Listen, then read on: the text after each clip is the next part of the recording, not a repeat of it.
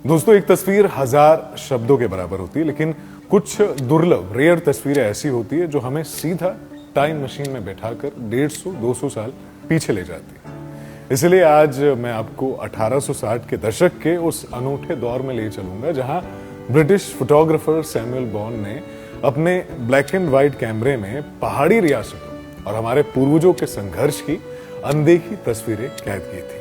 आइए देखते हैं ये 9 ऐतिहासिक तस्वीरें। नमस्कार, मैं हूं दीपक, आप देख रहे हैं लाइफ टाइम्स टीवी। आज 19 अगस्त है, यानी कि विश्व फोटोग्राफी दिवस है। इसी पर कुछ तस्वीरें यहां पर आपके लिए लेकर आया हूं। सबसे पहले अगर मैं बात करूं, यहां पर एक तस्वीर है सेंट जॉन चर्च धर्मशाला की। 1860 की ये बात है। धर्मशाला के घने देवदार जंगलों के बीच 1852 में बना ये saint John in the wilderness जो ये चर्च है, इस तस्वीर में इसके ऊपर का ये वो ऐतिहासिक शिखर दिख रहा है आपको, जो 1905 के विनाशकारी कांगड़ा भूकंप में भी नष्ट हो गया था। और यहीं भारत के वायसराय लॉर्ड एलिगन का विश्राम ये स्थल भी माना जाता है। उसी के साथ साथ दूसरी तस्वीर की ओर रुख करें तो चंबा के गद्दी चरवाहे की बात करो, 1864 की।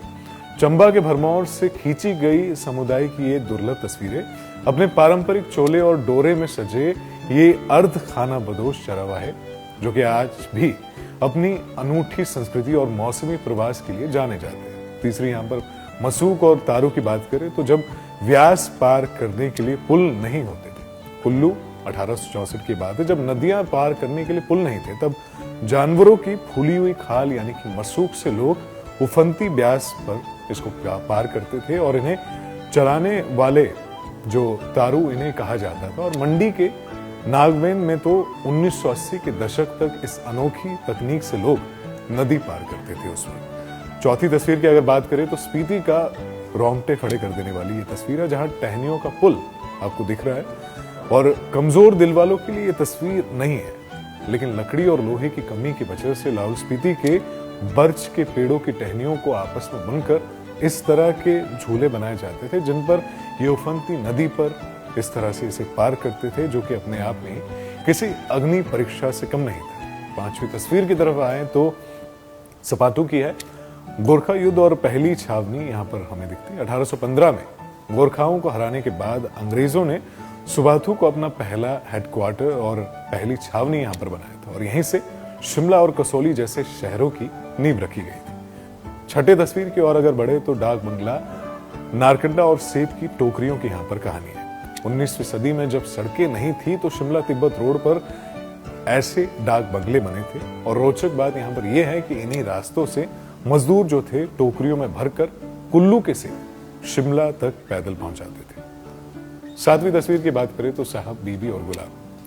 झंपन का ये सच कुछ इस तरह से है कि ब्रिटिश हुकूमत का ये वो दौर था जब गोरे साहब और मेमो की लकड़ी की पालकी यानी कि झंपन में बैठाकर स्थानीय पहाड़ी लोग जो होते थे, मजदूर जो होते थे, वो मीलों तक अपने कंधों पर इन्हें ढोते थे। आठवीं तस्वीर की अगर यहाँ पर बात करें तो शिमला का लोअर बाजार और कसौली का ओल्ड बाजार यहाँ पर बात करें। अंग्रेजों ने भारतीयों को शिमला और कसौली के मॉल रोड से दूर रखा था और भारतीयों को केवल लोअर बाजार और पुराने बाजारों में रहने और व्यापार करने की इजाजत दी थी, जहां से पूरे शहर की रसद आपूर्ति यहाँ पर चलती थी।